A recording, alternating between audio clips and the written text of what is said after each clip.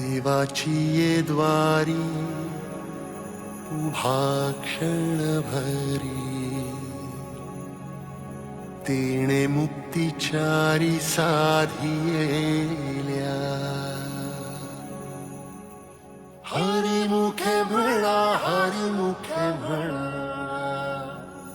पुण्याची गणना कोण करी.